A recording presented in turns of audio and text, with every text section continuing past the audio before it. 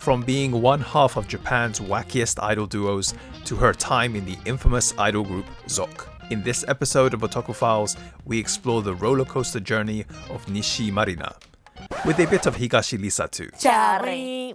Most of us outside of Japan may not be aware of some of the more interesting personalities within the Japanese otaku landscape, so I thought I'd do a little video series and try to shed some light on these individuals. This is Otaku Files. Many outside of Japan who know Nishii Marina may know her for her time in the idol group ZOC. However, unlike some of the other members, both former and present, that I've covered, in Japan, Nishii Marina was well known much before ZOC. As usual, let's go back a bit and see how Marina started down the idol path. When Marina was in the 6th grade of elementary school, she went to see a concert of a male idol group.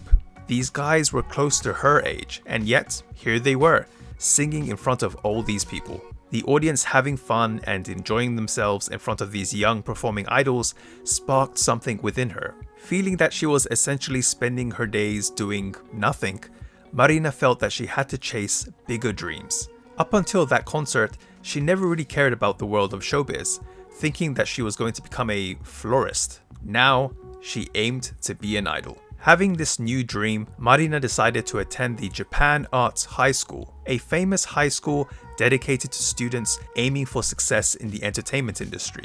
And it's in that school that she would meet and become friends with Higashi Lisa. Lisa, similar to Marina, initially never had interest in becoming an idol, but she did want to be a singer, someone like Okamoto Mayo or Aiko. Trying to find a way to become a singer professionally, her mother suggested taking an audition for the Shrine Maiden idol group Mikozu that would be produced by Tsunku, a very well-known singer, record producer, and songwriter who was the main producer for Morning Musume. Lisa still wasn't interested in becoming an idol, but thought that this might open up some doors for her to singing, so she decided to take the audition. Apparently, her mother wanted to show how difficult the showbiz world was, thinking that her daughter wouldn't be able to pass the audition. But to her surprise, she did. Lisa would actually become an idol. Those are some interesting dance moves. As fun as this idol group seemed, unfortunately Mikozu would end up breaking up. But Lisa's feelings towards idols had changed. She had come to know how much fun it was to be an idol. Singing was no longer enough for her. Seated pretty close together in class, Marina and Lisa would really hit it off. Lisa would say in an interview that she admired Marina for how easily she seemed to connect with people, saying Marina seemed to have what she lacked. And with both of them having similar aspirations, they decided to form a unit consisting of just the two of them, in order to take part in the school's Bunkasai, the culture festival. They decided to name their idol unit as Namahamu to Yakiudon, which can be abbreviated to Nama Udon, a combination of their favorite foods. I guess that works. What's also interesting is the names they gave themselves as sort of their stage names. Marina's last name, Nishii, has the kanji character for west, Nishi. Lisa's last name is Higashi, using the kanji for east. So they called themselves Nishii and Higashi. Pretty cool. I'm also guessing that things went really well for them during the Bunkasai performance, as after it, they decided to take the whole idol thing seriously.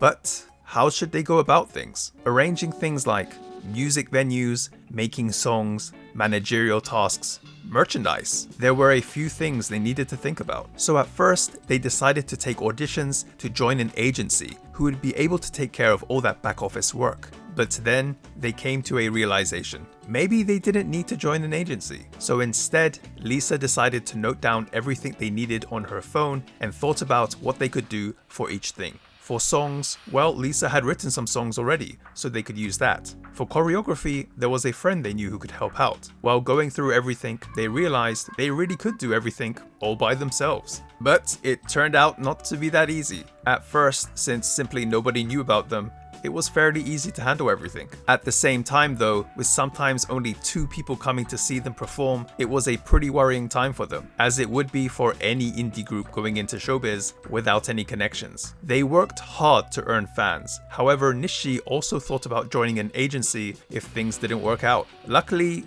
that wasn't necessary. Nama Udon got popular. Really popular. Nama Udon were not your typical idol group, and certainly didn't sing idol-like songs. 時計の針が18時を指しました。さあ卵かけご飯の時間です。行くぞ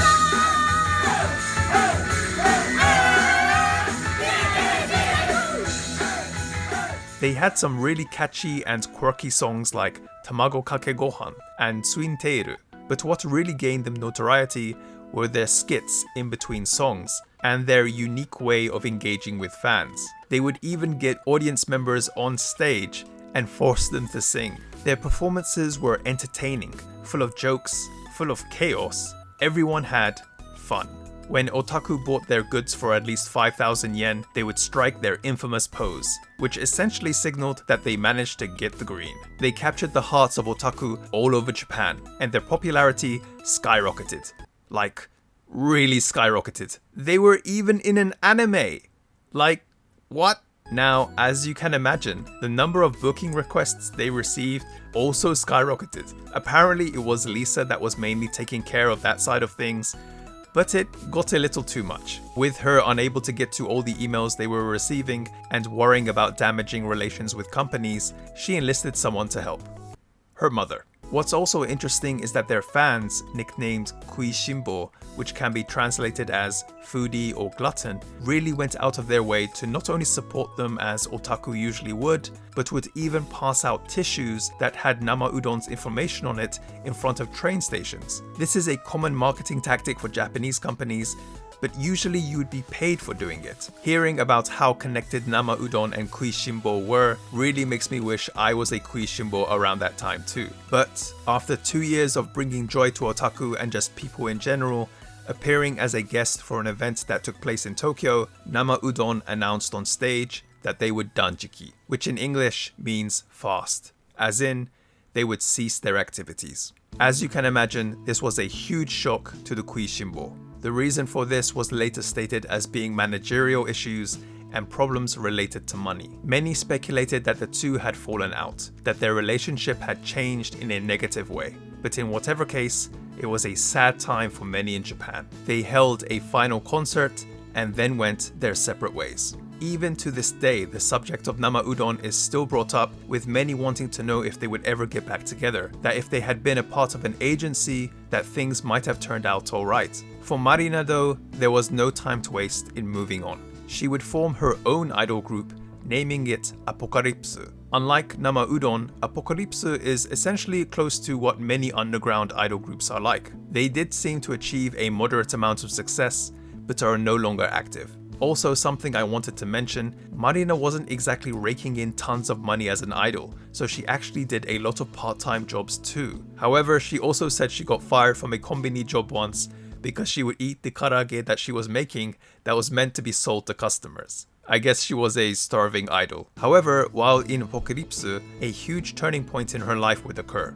The following year, Marina would join Omori Seiko's idol group, ZOC. Yes, she was active in both Apocalypse and ZOC. I hadn't mentioned it before, but Marina was actually pretty close with Omori Seiko, being invited to join ZOC before their official formation. How they got to know each other though wasn't through the best of times. While Marina was still in Nama Udon, apparently Seiko was asked to write a song for them, which was then retracted a few days later. When Seiko asked why, Marina and her mother asked Seiko for help because of the issues going on with Nama Udon. Even with Seiko's involvement, unfortunately things didn't work out for Nama Udon, but this is what led to Marina being able to be a part of ZOC. This is despite her never having entered the Miss ID competition like some of the other members. Interestingly enough, Marina wasn't actually sure if she would join ZOC when she was first asked, but when she did, she was really happy. Unfortunately though, as a part of ZOC's reformation, Marina would end up leaving ZOC. Nowadays, she does seem to be doing fairly well, and you can catch up with what Marina is doing on her Instagram page. The same with Higashi Lisa. I'll put some links in the description below. Anyway, that's going to be it for this video, guys. Thank you very much. Please feel free to like and subscribe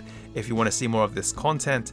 It was really interesting finding out about Marina and also about Nama Udon. I actually did know about them previously, but never went into depth, so it was really interesting finding out all these things, and I really do wish I knew about them earlier and I got to, see them live, but unfortunately that's not going to happen. Anyway, until next time, guys, thank you so much. Take care. Bye.